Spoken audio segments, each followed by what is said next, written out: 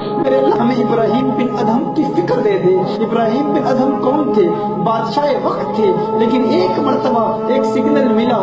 دور حاضر کا بادشاہ، اس دور کا کوئی پرائم منسٹر، پریزیڈنٹ، اسے کہو کہ اپنی پرائم منسٹری اور وزارت عظمیٰ کو چھوڑ دے، صدارت کو چھوڑ دے، وہ مر جائے گا، چھوڑے گا نہیں. وہ ابراہیم بن ادہم بلخ کے بادشاہ تھے، لیکن ایک پیغام ملا کہ پتہ چلا ارے موت آنے والی ہے، میں نے اس دنیا کو چھوڑنا ہے. بادشاہ چھوڑ دی. ایک دریا کے کنارے کھڑے تھے، ایک امیر کبیر شخص، پتہ چلا کسی نے کہا ابراہیم بن ادہم نے بادشاہت کو چھوڑ دیا ہے، بلخ کا بادشاہ ہے، لیکن سنا ہے کہ کسی کے کپڑے سی رہا ہے، کسی کے کپڑوں کی سلائی کر رہا ہے. کہاں ہے؟ کہا فلاں دریا کے کنارے بیٹھا ہوا ہے.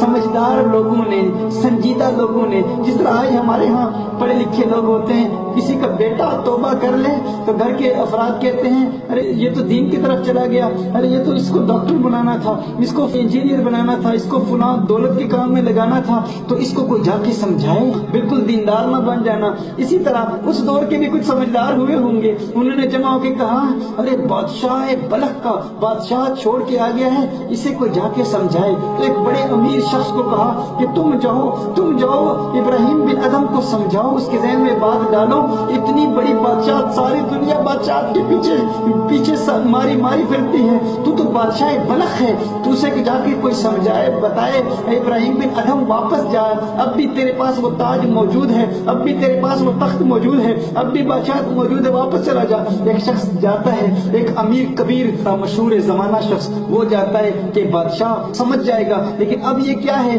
لوگوں کے کپڑوں کی سلائی کر رہا ہے، اور وہ بھی کسی دریا کے کنارے. اس شخص نے کہا ہے بادشاہ، آج بھی آپ بادشاہ ہیں، ہم آپ سے کہتے ہیں کہ یہ سلائی کرنا چھوڑ دیں، آپ واپس چلے جائیں، دین کا کام وہاں بھی ہو سکتا ہے، اللہ کو یاد وہاں بھی کر سکتے ہو، جاؤ تم بادشاہ وقت ہو.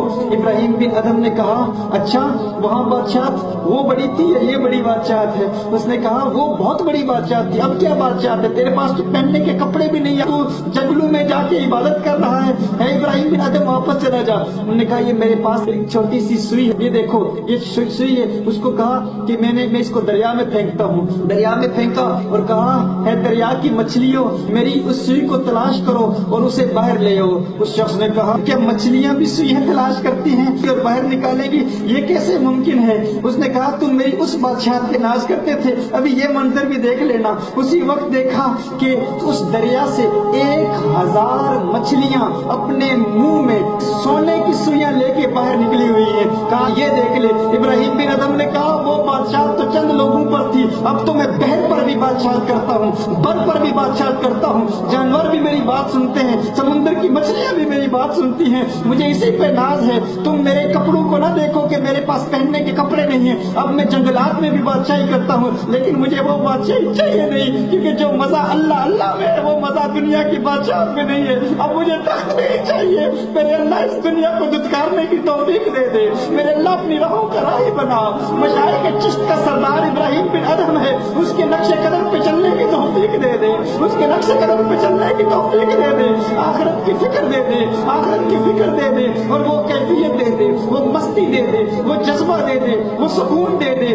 میرے اللہ جو مزہ اینٹوں کے سرہانوں میں آتا ہے میرے اللہ وہ سکون دے دے، وہ مزہ ان نرم آرام دہ بستروں پہ نہیں آتا، میرے اللہ وہ سکون دے دے، وہ جذبہ دے دے میرے اللہ، دے دے میرے اللہ، دے دے نا میرے اللہ کب دے گا میرے اللہ. اب تو زندگی کی شام ہونے والی ہے میرے اللہ، اب تو زندگی کی شام ہونے والی ہے میرے اللہ. اپنی معرفت کا ذائقہ دے دے میرے اللہ اپنی معرفت کا ذائقہ دے دے، اپنی معرفت کی خوشبو دے دے. بڑی زندگی برباد کر دی تیری نافرمانیوں میں، یہ دولت، یہ مال، یہ پیسہ، یہ جاہ جلال، یہ جو کچھ بھی چاہتے تھے سب کچھ تو دے بھی دیتا ہے میرے اللہ. اب نہیں چاہیے، اب بہت ہو گیا.